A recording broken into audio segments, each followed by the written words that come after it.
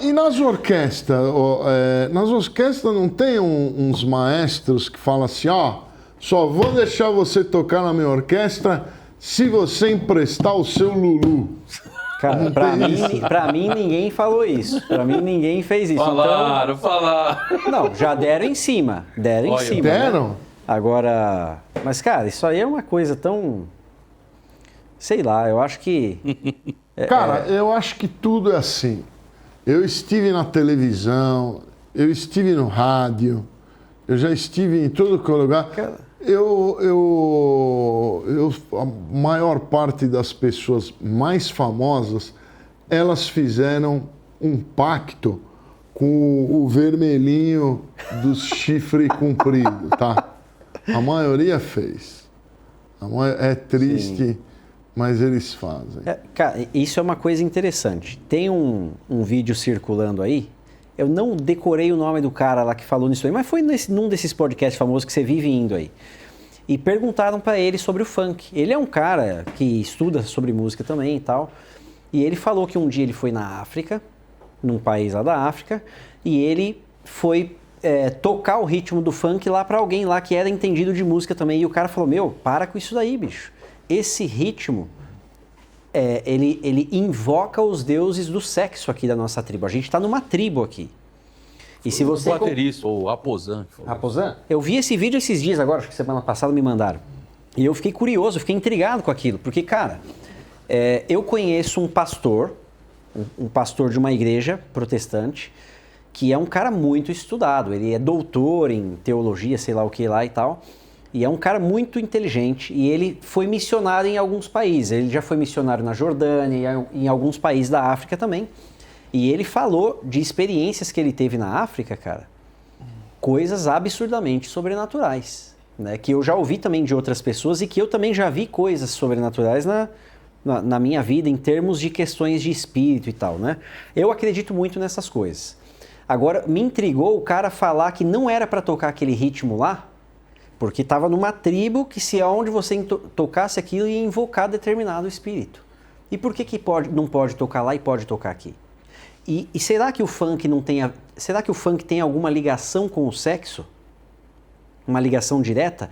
Porque a gente vê o pessoal escutando funk e você vê as mulheres cada vez mais peladas no meio da rua. E embuchando, né? Embuchando, rebolando a bunda, quase pelada no meio da rua. Será que tem alguma ligação com o sexo, o funk? Eu fiquei intrigado com isso.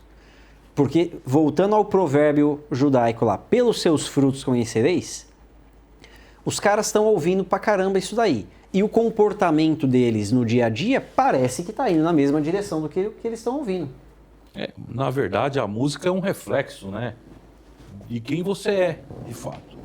Né? Mas será que ela é o reflexo ou será que ela induz também a pessoa a liberar o mais primitivo dos comportamentos dela? Eu acredito que a música induz, porém, vai muito da sua personalidade. Do caráter também. Mas daí, por exemplo, um cara quer passar a pimenta numa champolinha.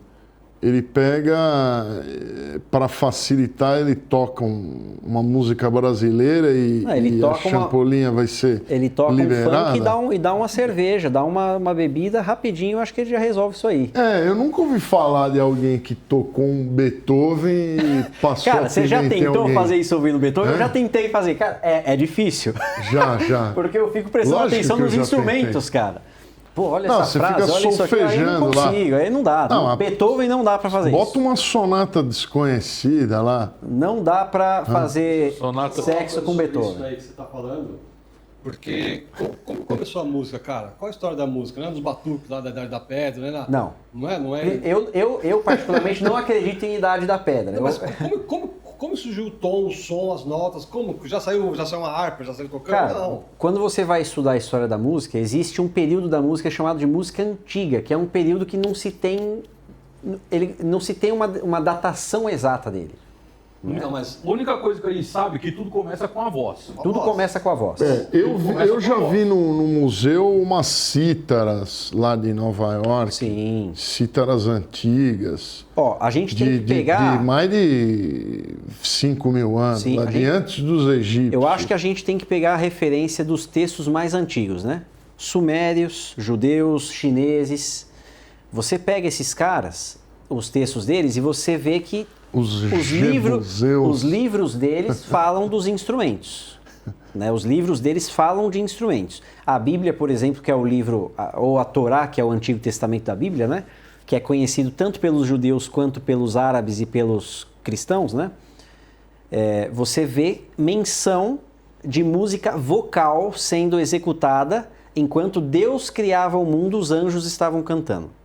Mas depois você vê menções já nos primeiros habitantes do Com mundo. certeza não era a música brasileira que os anjos estavam tocando. Com certeza não era. Mas tem o lance do corpo também, que tipo... O Brasil nem existia quando os anjos apareceram. Então nunca que iam tocar música brasileira.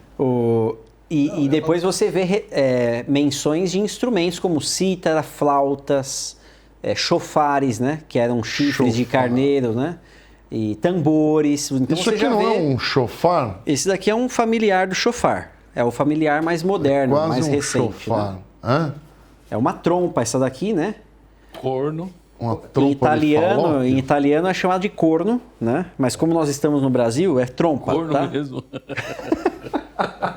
Como a gente tá no Brasil, nem vem com esse papo de corno aí. Isso é o corno em inglês? Não, o corno em inglês é um familiar do oboé. Ah, e por que chama corno em inglês? Esse é muito mais corno Porque do que corno é chifre. É. Então, provavelmente, os primeiros oboés eram feitos de... As flautas eram todas feitas de ossos e de chifres, né? Então, corno em inglês, porque provavelmente seja alguma coisa que já muito parecida com os primitivos deles lá, né? Mas esse aqui é chamado de French horn, corno francês. O chifre francês. Em inglês é horn, que também é chifre, né? Só no Brasil que é trompa. E na Alemanha eu acho que é trompa de caça, não é?